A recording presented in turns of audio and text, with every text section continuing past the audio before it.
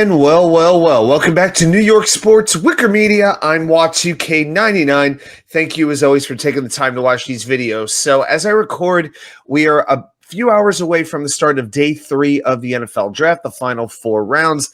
Jets, as of right now, have 5 picks, 1 in the 4th round, 2 in the 5th round, and 2 in the 6th. So they've made their 3 picks in Armand Membu, the offensive tackle, Mason Taylor, the tight end. Most Jet fans very, very happy with those picks, me included. Azareye'h Thomas, the cornerback from Florida State, caused a little bit of surprise because the thought was the Jets had other positions that they needed to address more so than cornerback, and I understand that. But from what I hear from a lot of people who know this player, they think he will be a very, very good fit in Aaron Glenn's system. I even saw some clips from the Senior Bowl when he was matching up very well against Kyle Williams, the new Patriots receiver. So, hey, we shall see what happens. But now this is where the rubber meets the road. Can you find legit players on day 3? And that's something the Jets, for most of their history, have struggled with. It's got to the point, if a player becomes just even an average, okay starter, we look at that as being a very good pick. But you look at some of the best organizations in football, they find a gem every now and then in these later rounds. So I'm going to give you 6 players that I think the Jets could look at on day 3. 3 on offense and 3 on defense. And the first one is wide receiver Jalen Royals from Utah State. I would have taken this guy in, maybe late in the 2nd round. That's how much I like him. 6 foot even, 215 pounds. Last year, 1,084 yards, 15 touchdowns in just 13 games.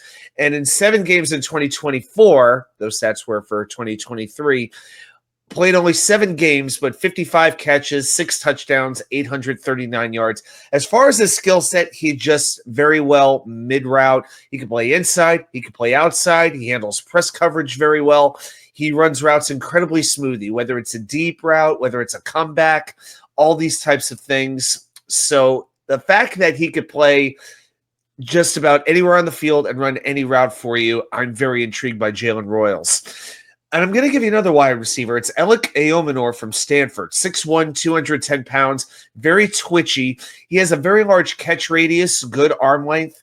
He tracks the ball very, very well, takes good angles to make those contested catches. He had 29 contested catches in 2024.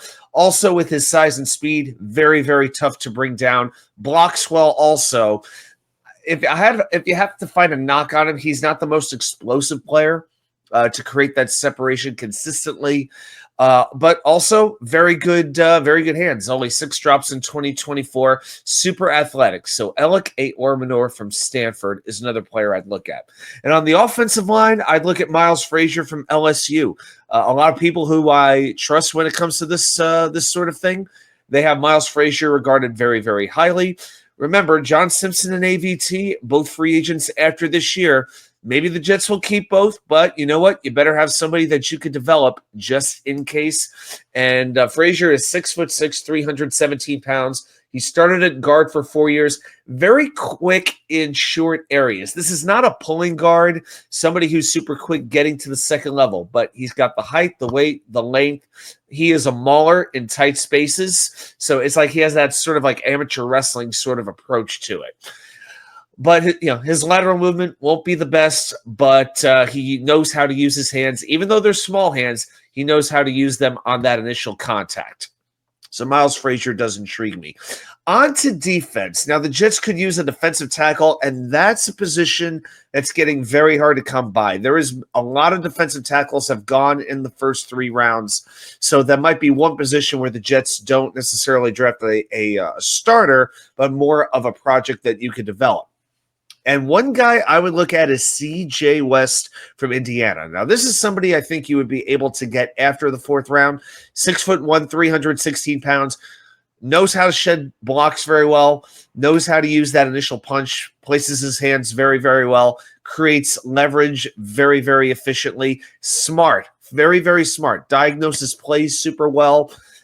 The biggest thing with him, got to keep that pad level down. That's an issue for a lot of these lower round defensive tackles. But if he can do that, if he can stay low, stay flexible. He could be a very good rotational player in that 4-3 front. I'm going to give you a linebacker, and it's Teddy Buchanan from California. Super, super quick, incredibly smart, plays the run well, plays the pass well, 6'2", 235 pounds, great blend of size and speed. And his run defense, he's a very good tackler. 9.4 missed tackle rate, very good for a linebacker. Among run stops, he's top 20 in the country. Teddy Buchanan is a linebacker that I would be looking at. And again, this is with an eye on the future. Quincy Williams is a free agent after this coming season. Better have somebody in the pipeline ready to go. And finally, I'll give you a safety. There's a couple out there that I still like, but I'm going to go a little bit deeper. I'm going to go Craig Woodson from California. 6 foot even, 210 pounds. If you want a lunch pail player, you want a versatile player, somebody who shuts his mouth, gets to work, and gets after it, well, somebody will give you some help on special teams. This is somebody you want.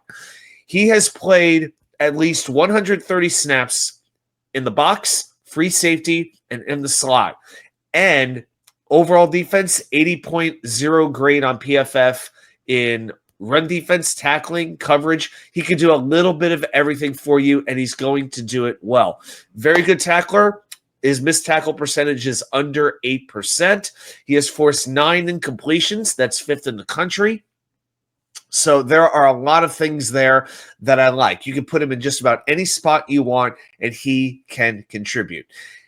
If you had to find a knock on him, has pretty much average arm length, things like that. So competing against larger pass catchers, that could be a bit of a problem. But you know what? He's good enough where you can work around that. And again, I'm going to keep coming back to this. The Jets do not have a safety under contract after the 2025 season. Eventually, you got to get somebody in there that you're going to be able to keep for a long period of time. So Craig Woodson is somebody you can look at on day 3 that could play in a variety of spots. All right, guys, so those are 6 players to watch for on day 3. Enjoy the final day of the draft, and everybody have a great rest of your day, and I will see you right back here with more content from you all know where, the Wicker Chair.